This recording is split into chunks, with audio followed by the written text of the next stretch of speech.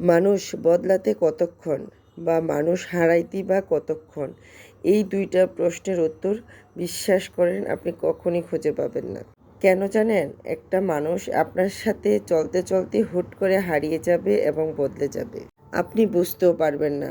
তাই একা আছেন, একা থাকেন। একা থাকার মধ্যে না অনেক শান্তি আছে, কারণ একা থাকলে কোনো ঝামেলা হয় না, কোনো কথার তর্ক বিতর্ক হয় না, কোনো অশান্তি সৃষ্টি হয় না। একা থাকার মধ্যে অনেক শান্তি। একবার একা থেকে দেখেন যে এমন শান্তি আর কোথাও খুঁজে পাবেন না। আসসালামু আলাইকুম এভরিওয়ান, সবাই কেমন আছো? আশা করি সবাই খুব ভালো আছো। আলহামদুলিল্লাহ, আমিও ভালো আছি।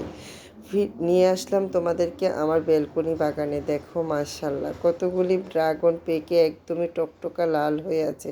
যদিও লাল না, এটা একদমই গাঢ়, কি বলে, ম্যাজেন্টা গোলাপি যেটাই বলি না কেন, এত সুন্দর একটা কালার হয়ে পেকে আছে, দেখলেই মনটা শান্তিতে ভরে যায়। এই শান্তি আমি কোথাও খুঁজে পাই না।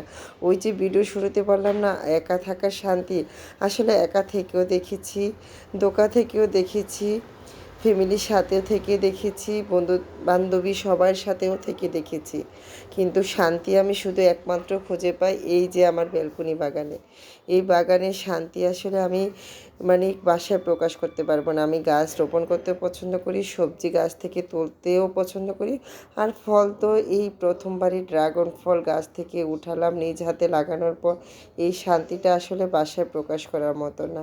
তো যাই হোক, ড্রাগন ফল গাছ থেকে তুলে কেটে সবাই মিলে খেয়ে তারপরে রান্না চলে আসলাম। তো আজকে একদমই বাহিরে যেতে ভালো লাগছিল না, কি রান্না করব। যেদিন বাহিরে যেতে একদমই ভালো লাগে না, যা আছে বাসায় তা দিয়ে আমি কোনো রকম রান্না করে দিনটা পার করার চেষ্টা করি। তো আমার বেলকনি বাগান থেকে কয়েকটা চুয়াই পাতা নিয়ে আসলাম, এটা টক পাতা, অনেকে অনেক নামে হয়তো এই পাতাটাকে চিনে। এটার ফল দিয়েও আমরা টক খাই, আবার পাতাটা দিয়েও অনেক মজা করে ভর্তা তৈরি করি। তো আমি একটু মাছের লেজ অ্যাড করে দিলাম, রসুন, পেঁয়াজ, মরিচ, পাতা একসাথে ভেজে ভর্তা তৈরি করব। আর এদিকে কাঁঠালি বিচি দিয়েও একটা ঝাল ঝাল করে ভর্তা করব, কারণ কাঁঠালের সিজন হচ্ছে কাঁঠালের বিচি বিভিন্নভাবে খেতে আমি অনেক পছন্দ করি। কারণ কাঁঠালি বিচি দিয়ে সবজি রান্না করলে অনেক মজা, আবার কাঁঠালি বিচি ভর্তা তৈরি করলেও মজা। আর এদিকে কিছু চিকেন ছিল, সেটাও আমি একটু বুটের ডাল দিয়ে রান্না করে নিলাম।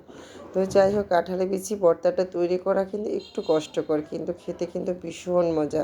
কারণ বিচিটা ভাজার পর এতটাই শক্ত হয়ে যায়, তো সেটা শিলপাটায় বেটে ভর্তা তৈরি করাটা একটু কষ্টকর। তারপরে খেতে কিন্তু বেশ ভালো লাগে গরম ভাতের সাথে। তো যাই হোক, কাঁঠালি বিচি ভর্তা তৈরি করার পর মাছের লেজটা ভালো করে বেটে বেছে তারপরে এই যে পেঁয়াজ, রসুন, পাতা, মরিচ সব কিছু একসাথে বেটে মজার একটা ভর্তা তৈরি করে নিলাম। আর ভর্তাগুলি দেখতে মাশাআল্লাহ অনেক লোভনীয় হয়েছে। তো এখন দুপুরের খাবার খাবো গরম ভাত দিয়ে, ঝাল টক ভর্তা খেতে ভীষণ ভালো লাগবে। খেতে খেতে তোমাদের কাছ থেকে বিদায় নেব। সবাই ভালো থাকবে, সুস্থ থাকবে। আমার ভিডিওগুলি যদি ভালো লাগে লাইক